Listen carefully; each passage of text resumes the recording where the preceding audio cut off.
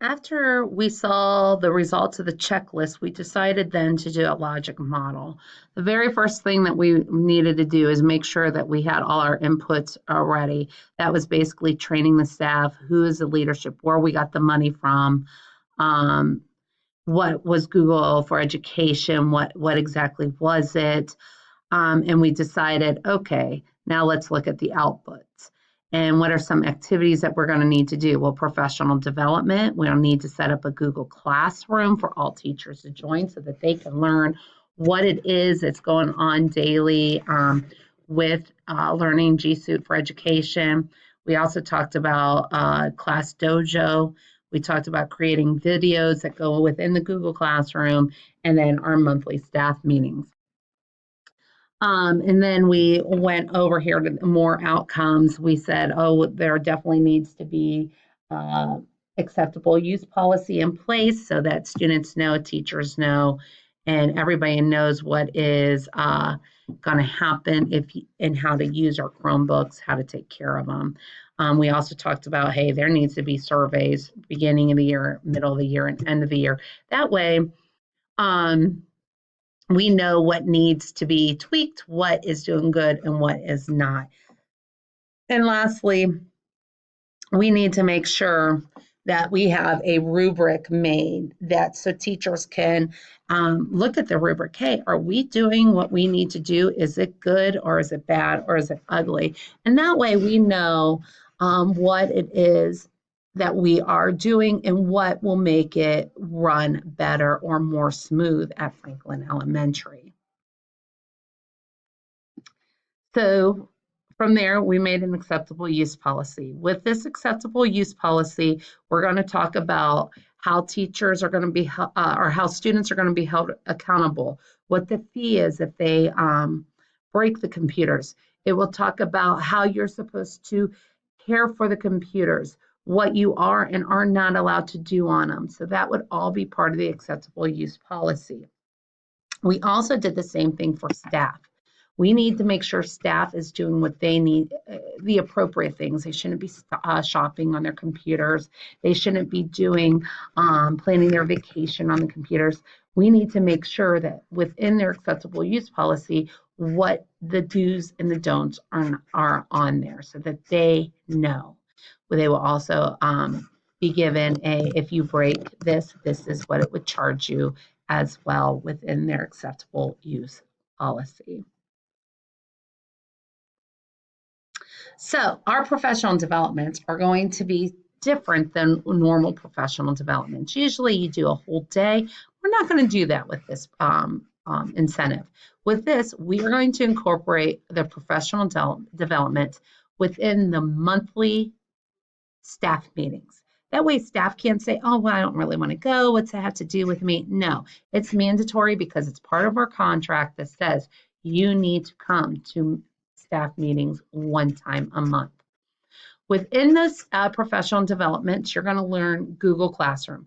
Google Classroom is a classroom on the computer that allows you to create assignments, create videos, upload videos. It has you have an announcement page. You can email parents. There's all different things within the Google Classroom. In our Google Classroom, it will be all our staff meetings, professional development videos, and how to. And then they can ask questions through the Google Classroom so that we can update it and notify it as we know these questions happen. We will also create a website that anybody can go to learn more about what Google apps we're learning for that month. It will have a video on it. It will give you like a quiz, a pre-test, a post-test type thing so that people know where they are at on Google Apps. On technology teachers, there's 3 of them. They will be in the classrooms. They'll be there to assist. They're going to be there to model for teachers, to show them this is how you use the Chromebooks within your classroom. Also, the technology coaches will be in their TBT meetings to offer suggestions of how to use a Chromebooks daily, how to use Google daily, how to use Classroom Dojo, and how to use the ReadWrite app. So the technology coaches are there, and we need to use them. We need to have them go in and implement these in the teacher's lessons. So there's timeline. How is this all going to be ran about? Well, in March, I send out a needs assessment survey. April, meet with the curriculum. May, introduce G Suite for Education to the board. June, the board approves it.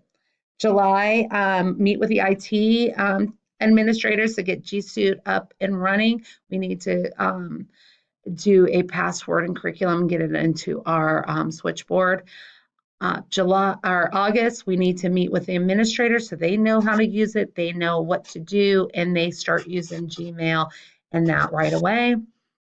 Also in August, we're going to create adequate use policy for students and staff.